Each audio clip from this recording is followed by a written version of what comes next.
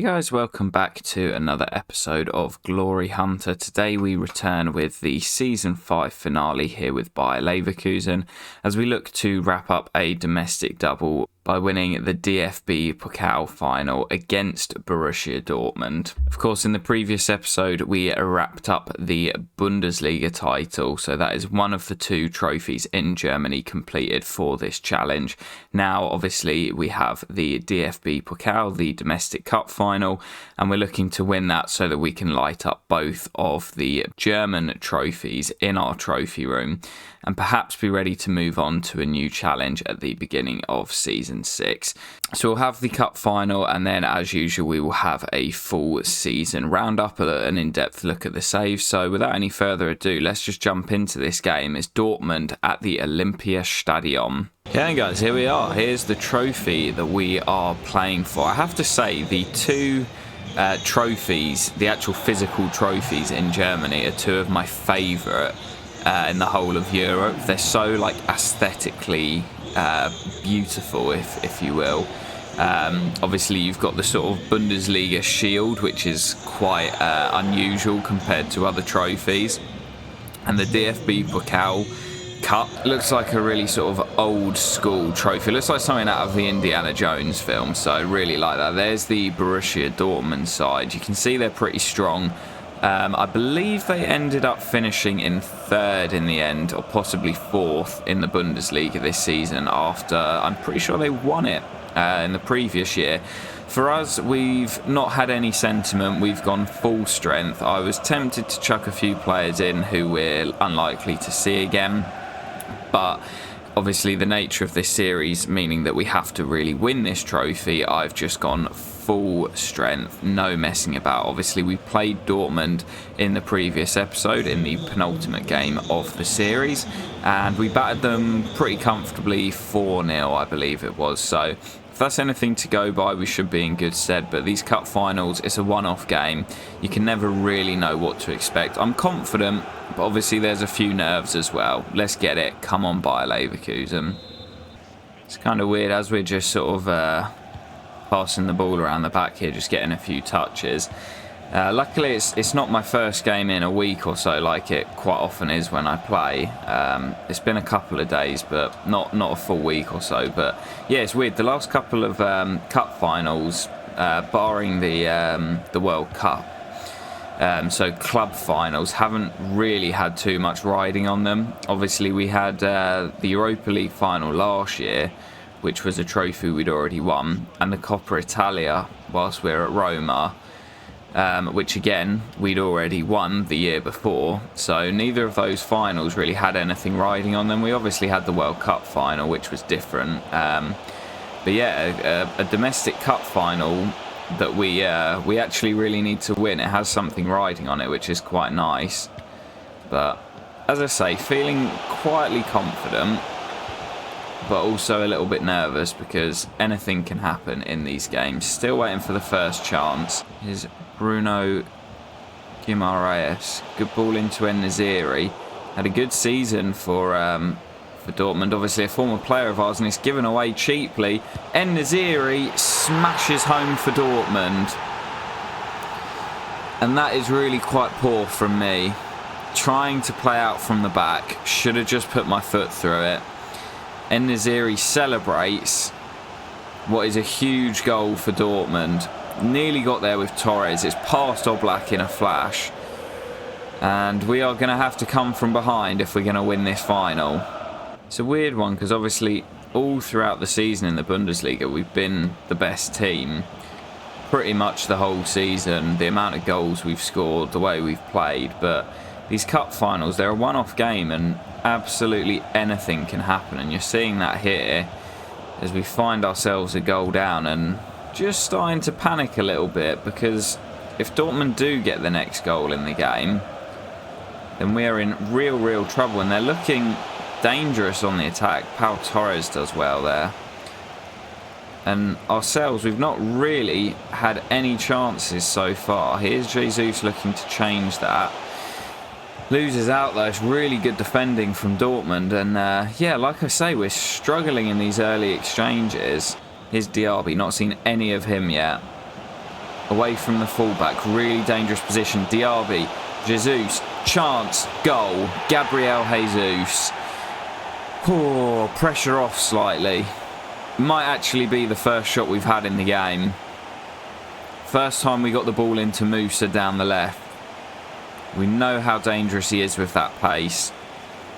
Defenders all come across, get dragged towards the ball, and Jesus hits it back across Gregor Kerbel. And we are back on level terms, just when we needed it as well. We're starting to feel a little bit of pressure. We've nicked the ball high up the pitch again, but there is the whistle. And at half time, the teams are deadlocked. A much closer affair than the one we saw in the league just a fortnight ago. 1-1 at the break. You can see the half time stats. We've had all of the ball as I've just sort of slowed the game down. Both sides only with one shot, and they've both gone in. So it's very, very tight. I'd still feel like with our goal scoring record this season that we are probably just about favourites as Dortmund give the ball away from the kickoff. I think we just need to up the pace slightly. We've had a lot of the ball, but in not very dangerous areas where we've not really done a lot with it. Here's Adeyemi. Finds Bukayo on the edge. Bukayo Saka.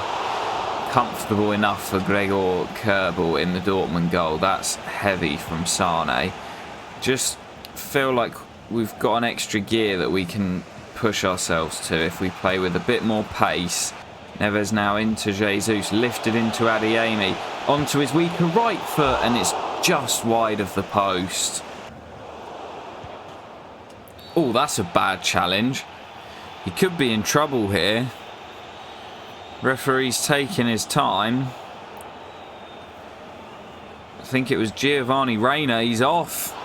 He's completely lost it, and potentially lost it for his side here as well. Ball had gone, and it's a poor challenge from behind. Gio Reyna sent off, and Dortmund down to 10 with a quarter of an hour to play. Just a one change for us. With Timo Werner coming on down that left-hand side. Try and get him and his pace in behind the fullback, but there's space here for Musa. Switch to the other side, can't quite squeeze it in, and we really should have taken that opportunity. From here we really should be winning this game. Neves steps in well. Musa moved over to the right now, as we say, looking for Jesus at the back post. It's a great ball and a great header from Gabriel Jesus back across the goal. And our player of the season this year may have won us the DFB Pokal single-handedly. Brilliant from Musa down the right. A fantastic cross to the back post. The defender loses Jesus, and it's a brilliant header back across goal. Kerbel perhaps should have done better, but with just over 10 minutes to play, Leverkusen have the lead and a man advantage. Surely we see this out from here now. Couple of changes for us here just to run the clock down. Triple change as Dortmund have just a few minutes to try and win this, and we're flying into our tackles there. Look at that from the boys. That is quality. Adeyemi looks to send Werner down the left. Only a minute of stoppage time. Surely that is it. Werner coming inside, loses out, but that will do it. And Bayer Leverkusen, domestic double, DFB Pokal champions. And we had to do it from behind. Brilliant display from the boys. And it is another trophy in the bag. And Germany ticked off the list in this difficult and long-lasting challenge. We are getting ever closer to completing our end goal. What a victory for Leverkusen. And there is that beautiful trophy, as we mentioned before kick-off. Ruben Neves denied the chance to lift the Bundesliga, but now we'll lift the DFB Pokal trophy in front of the Leverkusen fans. Leverkusen, your double winners. What a season for us in Germany. Obviously, we've only had a season and a half here, but we have transformed this team. And we've had such a good time here in Germany. I've loved all the clubs that we've managed so far in this save, but I think in terms of the enjoyment, this has to be up there. The Bundesliga is such a good league to manage. The team was dynamic, we scored goals, and now we've won trophies as well.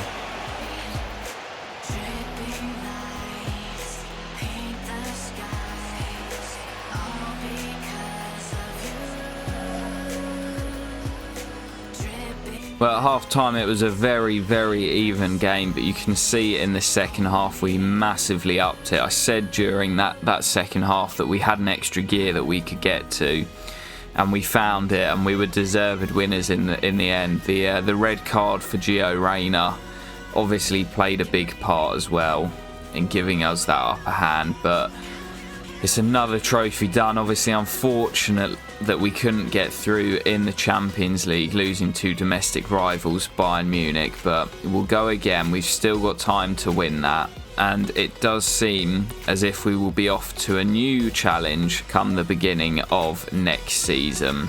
As we mentioned at the start, it's time to have a look at the save in a little bit more depth, or the end of this season anyway. But before that, it's time to head over to the trophy room. Alright then guys, here we are in the trophy room as we currently sit. Obviously we hadn't ticked off the Bundesliga trophy yet. That has to be lit up. We forgot to do that at the end of the last episode. But obviously now we've won the DFB Pokal, so we can light up the two of them together. Here we go. It is time to light up Germany with the Bundesliga and the DFB Pokal trophies. It is done, guys. Another 2 trophies lit up, and that means that we have now completed Spain, Italy and Germany. So that is 6 trophies. We've also won the World Cup with England and the UEFA Europa League with, of course, Atletico Madrid and Bayer Leverkusen as well. So 8 trophies out of the 14 now lit up. We are over halfway there. We've got England and France left to visit, and obviously the Champions League, the main one that is eluding us, still to be won. The Euros we'll have at the end of next season, wherever it is that we end up. But for now, let's head back over to FIFA, take a look at the full end of season roundup. Let's do it. Okie dokie then guys, make sure that I have actually switched back over to FIFA on my recording software, as I did do that once in the past where I forgot to change over and it was just me talking with no gameplay. So we obviously have won the domestic double. Let's start by taking a look at some of the competitions. So we know that the Bundesliga was secured with a few games to play. We ended up winning that by 11 points over Bayern Munich. Dortmund were in third, and Hoffenheim, who gave it a really good go, finished in 4th and rounded up the Champions League spots. Leipzig, who were pretty poor this season to be honest, down in 5th, and Gladbach also into Europe for next year. The teams going down, you've got Bochum, who finished bottom, followed by Stuttgart, and then Mainz, who were our rivals for a long time in Germany, finishing in 16th, will play in the relegation playoff. I wonder, Augsburg won on the final day. Who did Mainz play? Mainz also won, so it didn't matter, but yeah, Mainz will play in the relegation playoff. Obviously the DFB Pokal, we beat Dortmund in the final. You can see our run here. We actually we had a relatively easy run. Those early rounds were pretty straightforward for us against some lower opposition. The UEFA Super Cup, of course, was won by ourselves earlier on this year, as we won the Europa League last year and faced Champions League winners Manchester City. In terms of the European competitions this year, we'll start off with the Conference League, which was won by, oh my god, look at that, Hearts Hearts of Midlothian win on penalties against Borussia Mönchengladbach. Oh, that is brilliant. What a run for Hearts. Where are they? Oh, we need to take a second to look at that. Top their group against Alkmaar, Luzern and Copenhagen. So some teams in there with some European pedigree.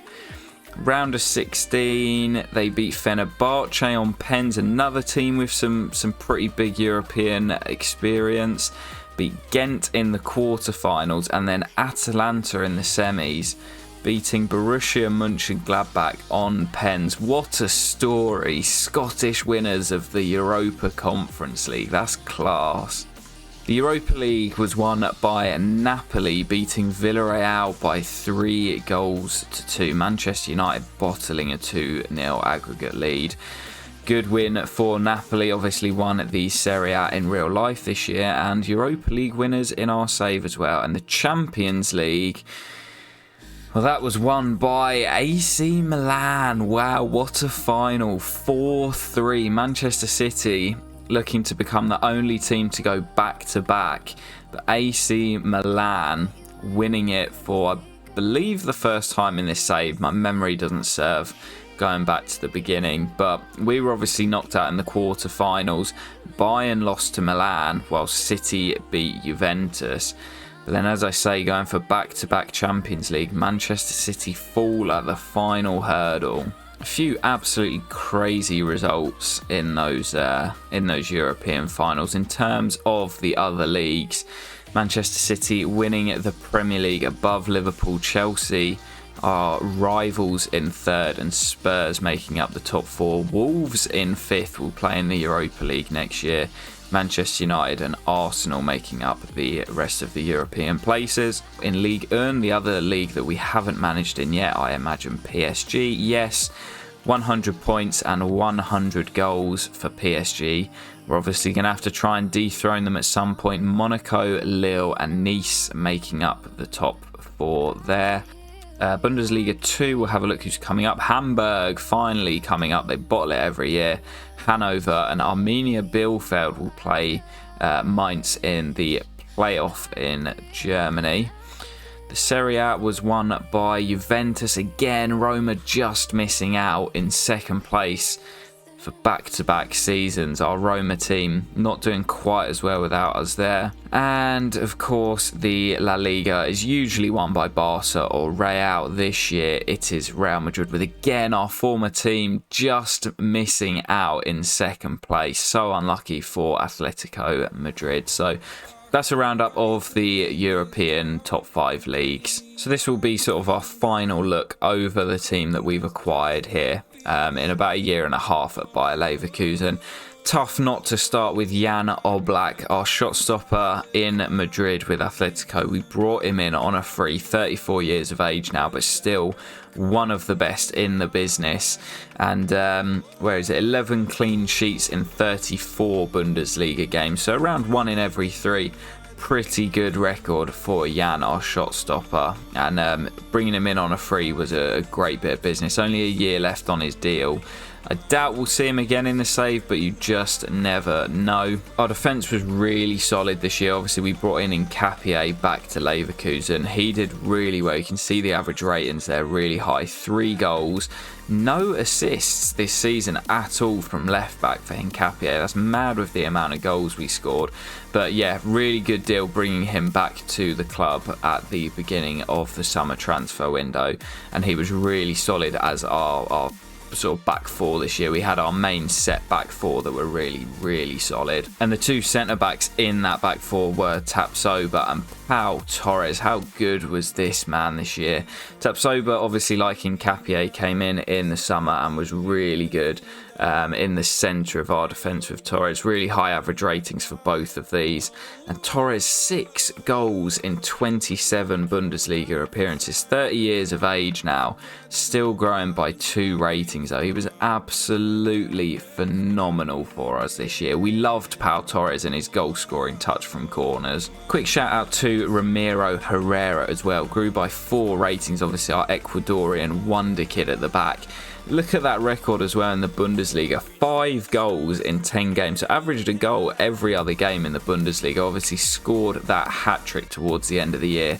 But more growth for Herrera. I'd imagine it's still not the end of him in this save, because he's someone who could potentially still come with us wherever we end up at our next club. He's just so solid, and he's getting better year on year. We had a lot of players who played in the midfield for us this year, in the centre of midfield, but I think these 4 at the bottom were the most influential players. Obviously Ruben Neves, the captain, 3 goals and 7 assists in the Bundesliga, 30 years of age now, but a real leader out on the pitch, and I really enjoyed using him. I wasn't that sure I'd get on with him, as he's not the quickest, but partnered next to this guy, another Portuguese international, Renato Sanchez. Missed a bit of the season due to injury, but you can see the numbers that he was putting up. 5 goals and 7 assists in just 17 Bundesliga appearances. If he'd stayed fit the whole year, his stats for goals and assists would have been crazy.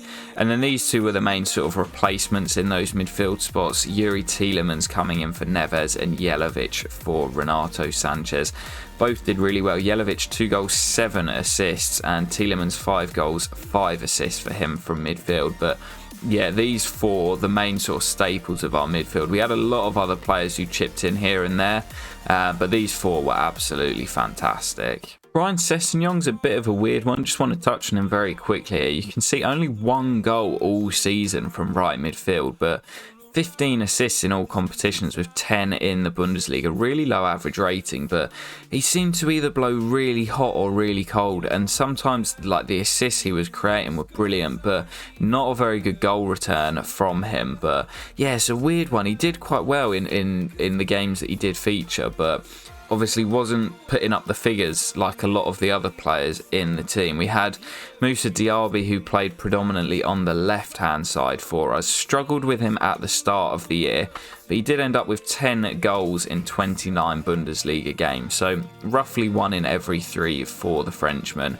And considering how poorly he started, he did pick up massively towards the end of the year. Saka played a lot on the right, and again, even from him, not amazing figures, just the 3 goals in the 30 Bundesliga appearances with 11 assists. So neither of our wide men putting up amazing figures, and actually out of all of them, Timo Werner, who was mainly our backup for Musa on that left-hand side, 11 goals and 12 assists in the Bundesliga, had probably better numbers than either of Diaby or Saka, who started ahead of him most weeks. But yeah, really good from Werner, and although these guys didn't have the best numbers, they were so influential in the way that we played. And obviously we had a lot of goals from our forward players. Andre Kramaric, what a signing this man was in the January transfer window. 35 years of age, came in as just a backup, scored 8 goals in 16 games, most of them coming off the bench as well. What an absolute bargain. We said when we purchased him, he knew the league and where the back of the net was, and probably the bargain buy of the save so far. He was fantastic for us in this short spell. Mane obviously went down injured towards the end of the year, and in terms of his development, he is decreasing pretty rapidly now at 35 years of age, but still great figures from him. 18 goals and 11 assists, arguably again our player of the year, probably tied with Jesus, but Mane missed quite a bit of the season. But yeah, Mane starting to decline now, which is unfortunate. We won't see him again in the save. I'd be very shocked if we do, with his age and the declining stats. But Gabriel Jesus, another player in his 30s now, only 17 appearances in the Bundesliga, mainly due to injury, but 14 goals and 9 assists is a great tally for him. But Karim Adeyemi, his main strike partner, obviously ended up winning the Golden Boot. 30 goal contributions in 30 games for the German. And although we scored a huge amount of goals, we didn't really have one man who stole the show. The goals were spread out a lot throughout the team. Although Karim did win the Golden Boot. So lots and lots of goals this year. Probably the most dynamic team that we've had throughout the save. But yeah, quick brief look over the team. This is the squad that we will leave in Leverkusen, as we will be moving on to a new challenge come the summer. But guys, I think that pretty much wraps everything up in terms of the end of season roundup. Not a lot else to look at. Obviously, it's been a fantastic year, well, year and a half with Bayer Leverkusen, where, I mean, if we have a look, actually, before we end, we'll have a look at our stats over the last 2 years. Obviously, this year, in all competitions, 53 games played, 41 wins, only the 5 losses, and 168 goals scored. And even last year, only the 2 losses in that 6 months that we were at the club to end out the season. So really good time that we've had in Germany, but we will be looking to move on to a new challenge, as I've mentioned, as we've now won the 2 trophies here in Germany. Where that will be, I honestly have no idea at the moment. Obviously, England or France will be our destination, but you'll have to wait until the next episode to find out where it is. Hope to catch you for it very soon, and peace.